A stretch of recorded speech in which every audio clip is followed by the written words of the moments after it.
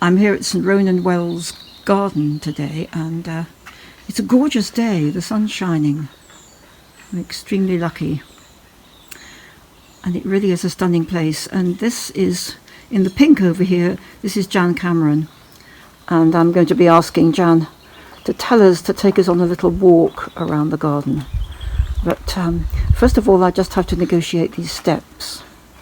So I just get up here. Hi, Pat. Hi, Jan. Yeah, I made it up the steps without falling over. Nice to see you. So this is so beautiful, and it's such a gorgeous place. So, and it's also very still. It is mild. Still. We have a huge windshield all the way around it, as you can see, so the wind doesn't get in here. It's a very still garden, and it's a hill garden, so it disappears up into the woods at the top. We have this little microclimate where it seems to be warmer, stiller, and we seldom get had to call off for weather. Most Thursdays we're able to be here. And we've got some buildings here at the bottom of the hill. So tell us about those. This one here with the trellises is the old bathhouse, and actually I'm just looking at it, Pat. You were asking me before if they heated the water for the baths, and there's a chimney. So I suspect they did. They didn't bathe in cold water. No, they wouldn't have had to bathe in cold water. So there are lots of rills coming off the stream. The rill is the old word for a well. When it's called St Ronan's Wells, people in those days would have thought of what we would think of as little streams or rills. I'm just going to walk a bit further over here so we can see the rill. So there's big tanks. One's a salt tank, one's a sulphur tank, and this tank down here is to replenish the burn, where the yellow creeping jenny is. I can't see a tank, it's in hiding. If you can see the creeping jenny, that's a flat paved area, and under it there's actually, I think, 6 tanks. So the water would have come trickling down the rill, making this beautiful noise, land in this pond, which you can hardly see because we've planted it up, and then the water overspill would go into the tank there, where all the yellow creeping jenny is, and then be pumped. There's a blue pipe goes back up, pumped up to the top of the rill and tumble down again. So it would have been on a circle. It must have been absolutely beautiful.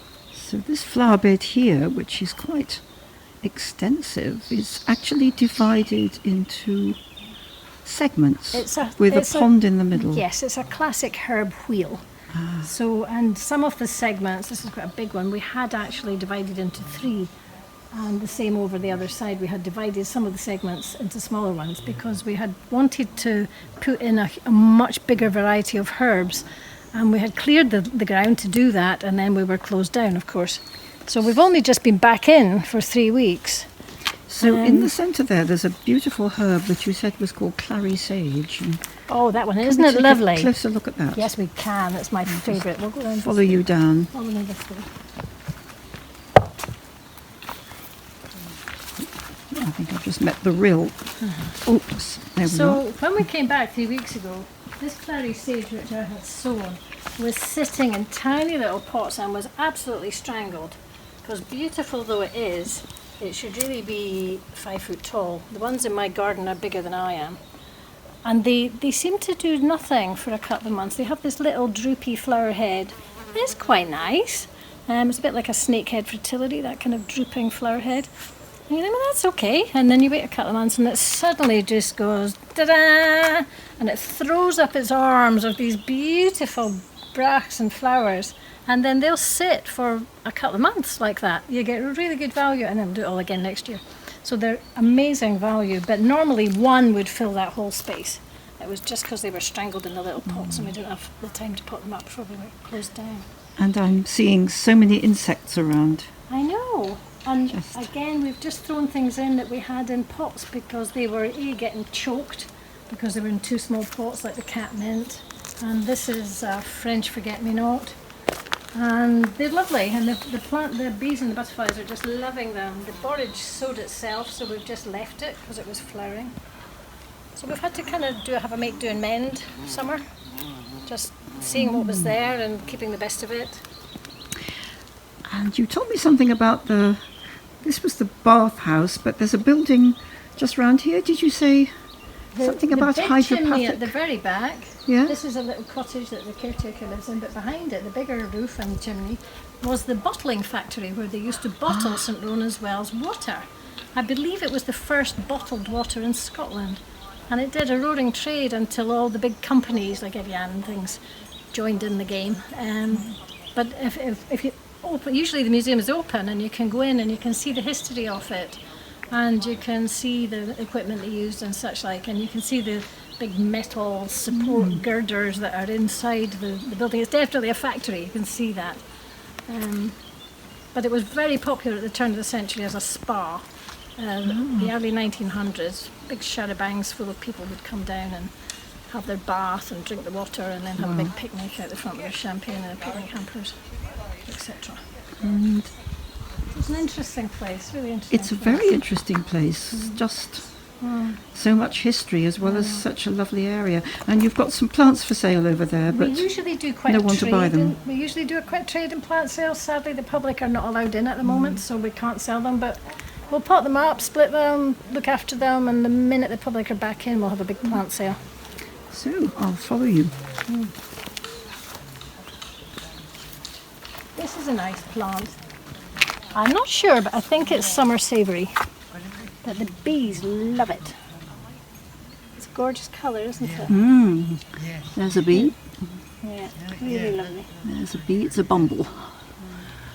Yeah. So,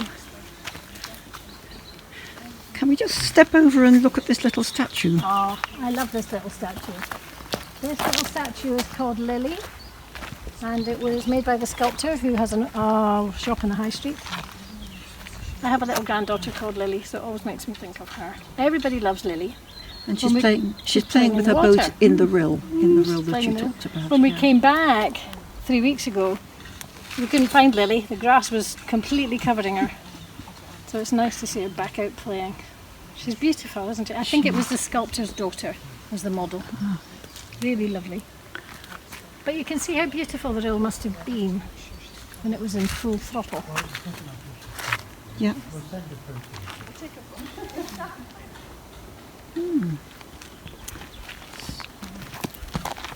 So really we're trying to reclaim the beds at the minute because they did get very, very overgrown with weeds, and you can see the path. There's a lovely example here. There's the path we came back to, and there's one that somebody's been working on trying to clean it. Indeed. We're putting in beds all the time. This bed was just put in last year, but it's managed really well. Quite weed, and it was good to go. And I think this is my favourite, the yellow and white. The yellow It's a and nice white bed. combination, isn't it? It's really cheerful. Beautiful. It's really cheerful. And both the white anaphyllus and the gold plate behind it are kind of everlasting flowers, so they stand for a long time. You get really good value with them. And I can just see something, well, I can see two things here. I'm going to just take a look at this little door, which you assured me was a fairy door. It is a fairy door. We used to have a hedge here running up in front of these trees. It was a very dull, dismal hedge.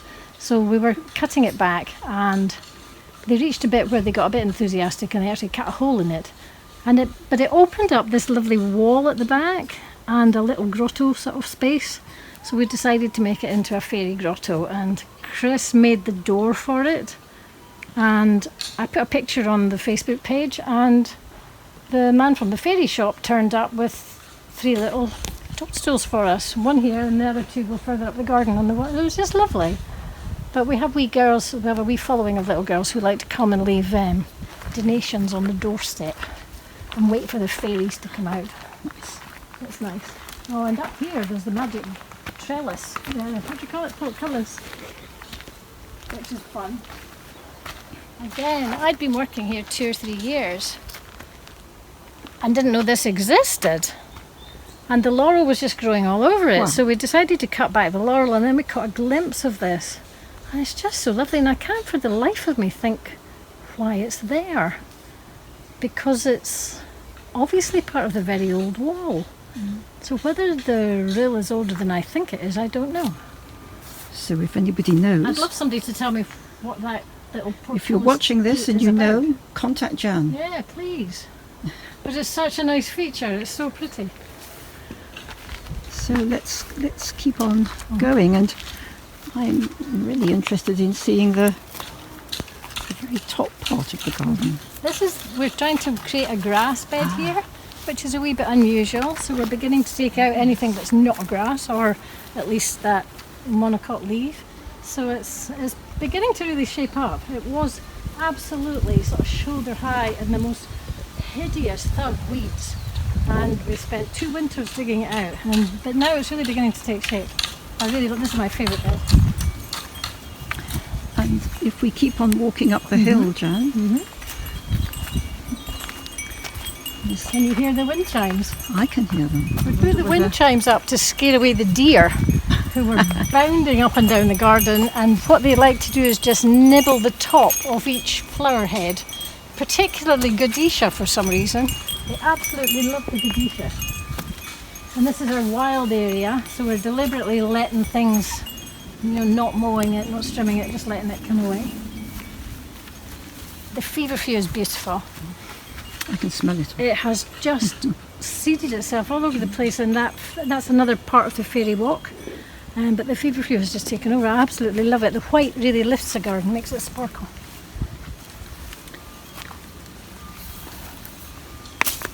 This is the end of the fairy walk, so there's a little path in here to the Acer. Again, this was absolutely shoulder high in laurel and nettles and goodness knows what, and we dug it all out and we've tried to create something a bit nicer with a little walk in. But the Acer has absolutely loved being freed up. It's come into its own this year and it's beautiful. And we're hoping we'll get some of this ivy off these trees too. I know there's a bit of a debate about whether ivy kills trees or not, but it's just, you can see the trees are in such poor condition. And this is the well.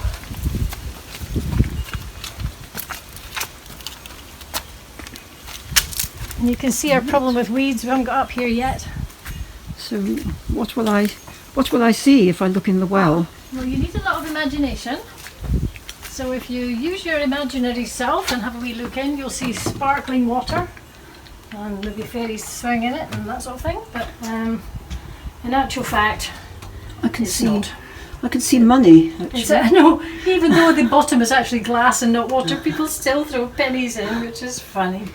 It's quite strange. So is this little construction, is this just to mark where Yes. things... It's to mark the well. But mark a like I well. said before, the well in those days would have been rills running off the hill, water, streams of water. And you can see the tops of the tanks here. They would have ran into these tanks. So there's two wooden lids to 2 tanks with water and... Filled with water, yeah. And that water's come off the hillside? As rills, as what's it? There's a But you book. said So Walter one... Scott wrote a famous book, St. Ronan Shady Rill. He goes on about. That's I think they're another quite bit of research. fairly unreadable, but Watchers, go and do the research on Walter Scott and yes, rills. it made it quite famous in its day because he was, quite a prolific writer. And you mentioned sulphur and saline. Yes, there's 2 different. There's another in the big middle bed, and there's another big tank that you can actually. It's so big you can walk into it, and I think that one has been decommissioned, so it's empty. But apparently it's big enough to walk in, so quite deep. And I think I'm not an expert, but I think the idea would be that you would drink the sulphurous water and bathe in the salt water. And according to the legend, it cures absolutely everything from gout to infertility. It's amazing. The view from here is absolutely gorgeous, isn't it? It's just the most... a tiny bit hazy today, but yeah, we can see across the other side the Tweed there, It's just lovely. and you can see the buildings with their interesting little conical tops. Really interesting roofs, aren't they? That's what I like about it. I like the roofs and I like the history of the place, and I like the fact that you see beyond the roofs to the valley floor and the hill beyond it. It's just every day it's different. It's a bit like who's the wonderful photographer that does all the Scottish landscapes in the mist? I've forgotten his name now. He's quite well known.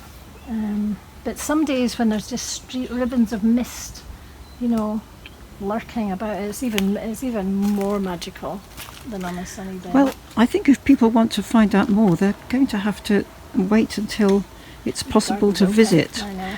So just tell us, Jan, if people wanted to volunteer here, it might still be possible, or even now, and just to get in touch with you. Yeah, just message me on Facebook. And there's a Facebook page. There Is there a St Ronan's Wells There is a Facebook St Ronan's page? Wells Facebook page. In that case, yes. go and have a look on there. We have to be quite strictly organised at the moment. Normally it was really fun because people would just come up on a Thursday and it didn't matter how many came. If it was 4 or 14 it was fine, but garden's big enough to absorb that many people. Now we're restricted to 5 households like everyone else in the garden. So I have to organise it so people can't just wander up and ask if they can volunteer. They have to get in touch with me first and I would give them a slot. So this is a St Ronan's Wells garden taster, and I really hope to get the chance to come back again. It's absolutely lovely. So thank you so much, Jan Cameron. Thank you for visiting.